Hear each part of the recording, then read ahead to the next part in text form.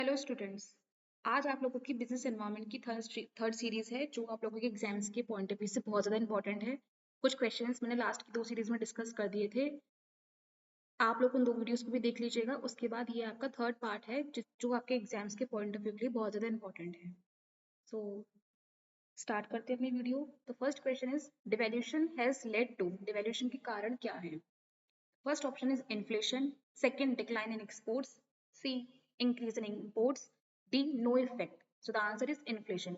Inflation means महंगाई। Inflation की वजह से हमारा जो डिवैल्यूएशन का जो रीजन है हम लोगों को देखने को मिलता है। Second question is the cause of poverty is, poverty का क्या रीजन है, क्या केस है। Option A lack of opportunities employment, B low productivity of land, C poor education, या D all of the above या all of them. Cause of poverty, ये सारे ही reason हैं जिसकी वजह से हमें पॉवर्टी देखने को मिल रही है, गरीबी देखने को मिल रही है। Lack of opportunities, employment, productivity नहीं हो पा रही है, पूरा एजुकेशन है। इस वजह से सभी रीजन है जिसकी वजह से हम लोग को पॉवर्टी देख रहे हैं। Third question is one of the important cause of black money in India is, black money in India is मतलब ऐसा क्या इंपॉर्टेंट कॉज है जिसकी वजह से हम अपने इंडिया में ब्लैक मनी देख पा रहे हैं। मतलब ब्लैक मनी एक इम्पॉर्टेंट कॉज है इंडिया का। क्या रीजन है उसका। liberal tax provisions, high tax rules, political corruption, या none of these. So the answer is political corruption. एक important cause, एक main reason है जिसकी वजह से हमारी इंडिया में काला धन देखने को मिल रहा है। क्या है। Corruption, political corruption. Fourth question is TDS stands for, TDS की फुल फॉर्म क्या है। Tax on direct sources, tax reduction at source, tax deduction scheme, या none of these. The answer is tax deduction at source, जो कि किसकी full form है, TDS की full form है। Next question is question number 5, the basic objective of monetary policy is, basic objective क्या है monetary policy का, क्या है। Control inflation, to improve GDP growth, improve BOP, या फिर to check population. Answer is to control inflation. पहले तो monetary policy क्या होता है, मॉनेटरी पॉलिसी मीन्स वो पॉलिसी जो मार्केट में मनी की फ्लो को देखती है कि पैसा बढ़ रहा है घट रहा है। और इन्फ्लेशन मीन्स महंगाई, तो किस चीज को क्या करती है, कंट्रोल करती है, किस चीज को, इन्फ्लेशन को, कि ज्यादा महंगाई हमारे मार्केट में ना आ जाए जिससे हमारे जो कंज्यूमर्स हैं, कस्टमर्स हैं, उनको दिक्कत हो। So the answer is to control inflation. Next question is question number 6, CRR stands for cash reserve rate, central reserve ratio, cash reserve ratio, control for reserve ratio. The answer is cash reserve ratio. CRR हमारा किससे stand करता है, cash reserve ratio. Question number 7, open market operations refers to, open market operations क्या है। Option A purchase and sale of government securities by the RBI, borrowings by scheduled bank, lending by commercial banks to industries and trade, या none of these. So the answer is purchase and sale of government securities by the RBI. Open market operations क्या होते हैं कि purchase and cell करते हैं government की जो securities होती हैं किसके द्वारा, आरबीआई के द्वारा। और ये हमारे किसकी इंस्ट्रूमेंट है, ये हमारे मॉनेटरी पॉलिसी का इंस्ट्रूमेंट है जो कि क्वांटिटेटिव इंस्ट्रूमेंट के अंडर आता है। मॉनेटरी पॉलिसी के जो इंस्ट्रूमेंट्स है वो दो टाइप से डिवाइड किए गए हैं, क्वालिटेटिव, क्वांटिटेटिव। तो ओपन मार्केट ऑपरेशन हमारा क्वांटिटेटिव इंस्ट्रूमेंट के अंदर आता है। Question number 8, the instruments of monetary policy are, monetary policy के इंस्ट्रूमेंट कौन कौन से हैं। Bank rate, open market operation, CRR and SLR, all of them.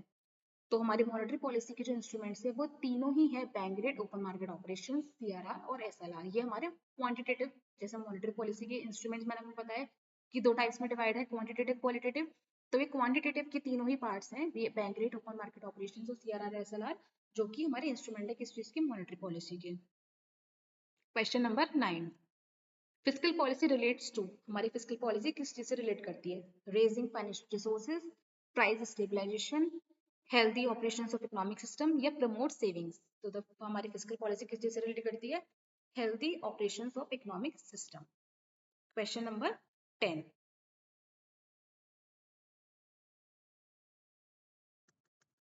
subsidies are given, subsidies are given to certain sectors because of political consideration, economic consideration, social consideration, या none of these।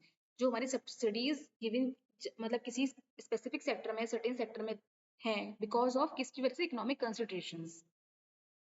Question number 11, foreign trade policy is formulated, जो हमारी foreign trade policy है वो कर formulate की जाती है, yearly, 3 yearly, 5 yearly, 6 yearly. जो हमारी फॉरेन ट्रेड पॉलिसी है वो हमारी 5 ईयरली फॉर्मुलेट की जाती है। Foreign exchange regulation act was passed in, जो हमारा फेरा था, बेसिकली ये फेरा की फुल फॉर्म है, फॉरेन एक्सचेंज रेगुलेशन एक्ट, जो कि कब आया था 1971 में। 1971 के बाद मतलब फेरा जो था हमारा सही तरीके से काम नहीं कर पा रहा था, तो हमारी सरकार ने क्या किया, फेमा का एक्ट लेकर आए, जिसने किसको रिप्लेस किया, फेरा ने। फेरा को रिप्लेस करके फेमा आया। फेमा की फुल फॉर्म क्या है, फॉरेन एक्सचेंज मैनेजमेंट एक्ट, जो कि कब आया था हमारा 1999 में, और इम्प्लीमेंट कब हुआ था 2000। So the answer is 1971. Next question number 13. Economic environment refers to all forces which have a dash impact on business. ऐसा कौन सा इकोनॉमिक एनवायरनमेंट का ऐसा फोर्स है जो कि बिजनेस के ऊपर इम्पैक्ट डालता है, पॉलिटिकल, नेचुरल, इकोनॉमिक या सोशल। तो ऐसा हमारा इकोनॉमिक एनवायरनमेंट का इकोनॉमिक एनवायरनमेंट के ऊपर हमारा इकोनॉमिक जो है बिजनेस के ऊपर बहुत ज्यादा इफेक्ट डालता है, इम्पैक्ट डालता है। Answer is economic. Question number 14.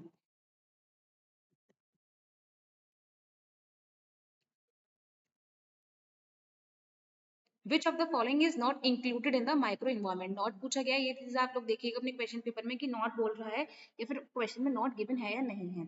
Not पूछ रहा है तो ये सारे ही हमारे माइक्रो इन्वायरमेंट के टाइप्स हैं, suppliers, customers, public producers, sorry suppliers, customers, public हमारे माइक्रो इन्वायरमेंट के पार्ट है, लेकिन जो प्रोड्यूसर्स है वो हमारे किसी भी तरीके से माइक्रो इन्वायरमेंट का पार्ट नहीं है। तो प्रोड्यूसर्स आपका हो गया राइट आंसर। नॉट मेंशन है नहीं है, जिसको आप ध्यान से जरूर देख लीजिए एग्जाम में। 15 question, the biggest country to receive FDI is. ऐसी कौन सी बिगेस्ट कंट्री है जो कि रिसीव कर रही है एफडीआई, चाइना, इंडिया, ब्राजील या Mexico. So the answer is China.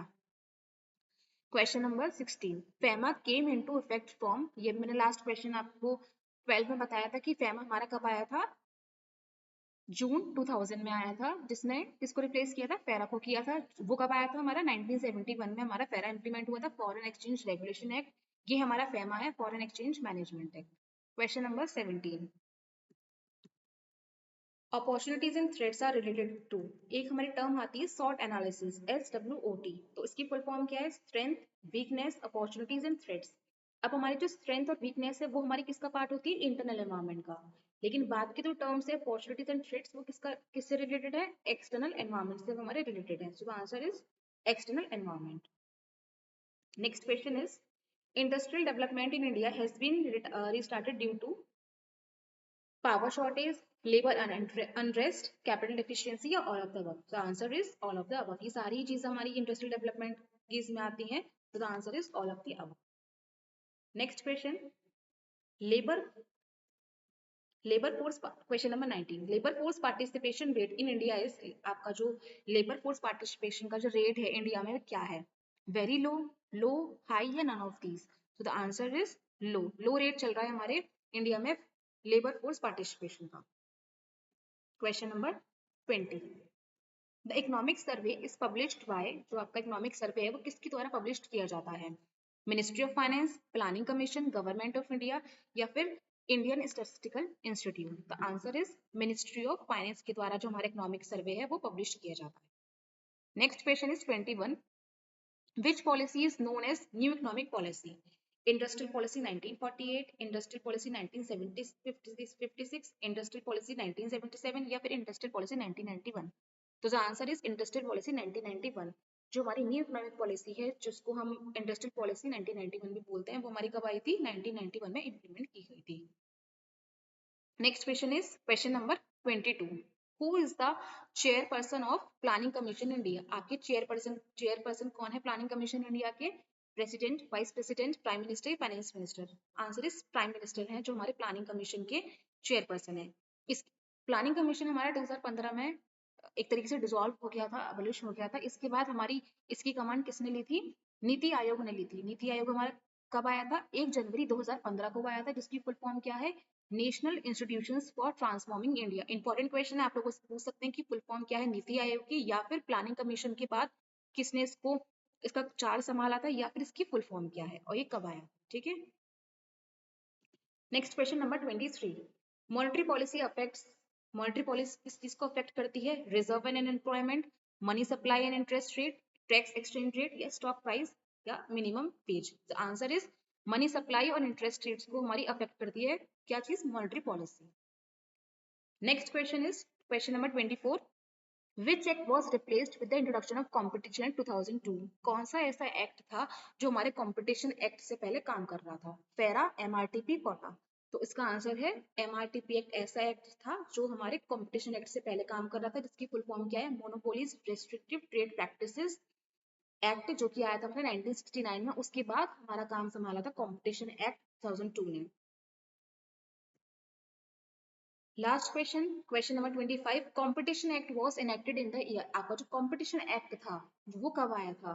जून 2002, दिसंबर 2002, जनवरी 1999 या none of these? The answer is December 2002 में जो हमारा कॉम्पिटिशन एक्ट था वो इनेक्ट किया गया था। और इससे पहले हमारा कौन सा एक्ट काम कर रहा था? इससे पहले हमारा कर रहा था एमआरटीपी एक्ट, जो क्वेश्चन नंबर 24 में मैंने आपको समझाया था। तो ये थे आपके 25 क्वेश्चन आज के।